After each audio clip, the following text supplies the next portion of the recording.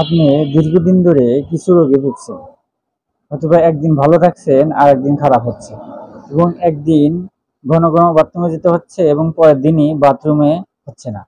আবার দেখা যাচ্ছে একদিন বাথরুম হচ্ছে আর একদিন পাতলা পায়খানা হচ্ছে, একদিন পাতলা পায়খানা হচ্ছে আর একদিন কোষ্ঠকাঠিন্য হচ্ছে, কিংবা তারপরের দিন পাতলা পায়খানা এবং কোষ্ঠকাঠিন্য উভয় দেখা যাচ্ছে।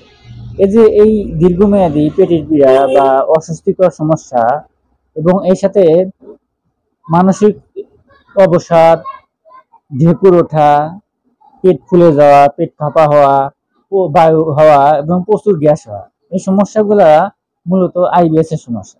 আইবিএস কি? আইবিএস হচ্ছে ইরিটেবল বাউল সিনড্রোম। অর্থাৎ এটার কারণে আপনার যে বারবারে বাথরুমে যাওয়া এবং কখনো কোষ্ঠকাঠিন্য হওয়া, কখনো ডায়রিয়া হওয়া, কিংবা কোষ্ঠকাঠিন্য ডায়রিয়া একের পর এক হওয়া, এই সমস্যাগুলা দীর্ঘদিন ভোগার পরেও আপনি অনেক ধরনের চিকিৎসা করেন, অনেক পরীক্ষা নিরীক্ষা করেন, কিন্তু চিকিৎসা প্লাস পরীক্ষা নিরীক্ষা করেও কোনো রোগ ধরা পড়ে না এবং রোগ ভালো হয় না।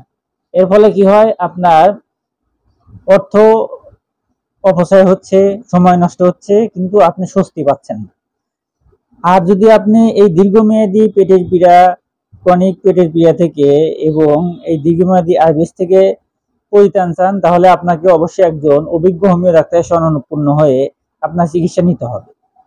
আর যেহেতু আইবিএস প্রধানত 3 প্রকারের, অর্থাৎ ডায়রিয়ার প্রধান, কোষ্ঠকাঠিন্য প্রধান এবং মিক্সড প্রধান, অর্থাৎ এই 3 প্রকারের জন্য 3 ধরনের মেডিসিন দেওয়া হবে।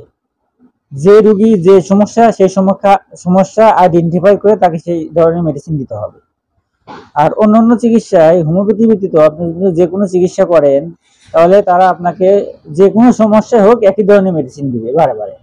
কিন্তু হোমিওপ্যাথি এটাই বিশেষত্ব যে ইন্ডিভিজুয়ালাইজেশন, অর্থাৎ ব্যক্তি স্বাতন্ত্র্য বৈশিষ্ট্যকে হোমিওপ্যাথি সবচেয়ে বেশি গুরুত্ব দেয়। এর ফলে কি হয়?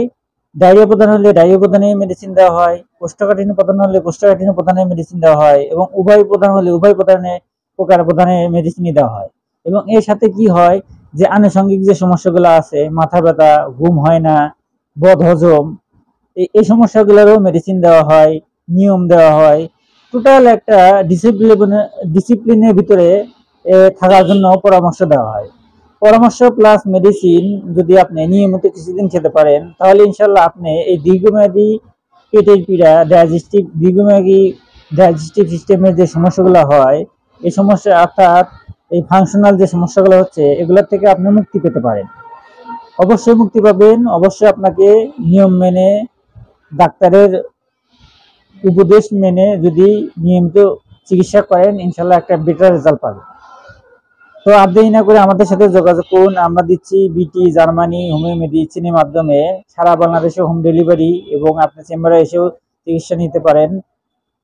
তো আর দেরি না করে যোগাযোগ করুন। দেখা হবে অন্য কোনো ভিডিওতে। আসসালামু আলাইকুম।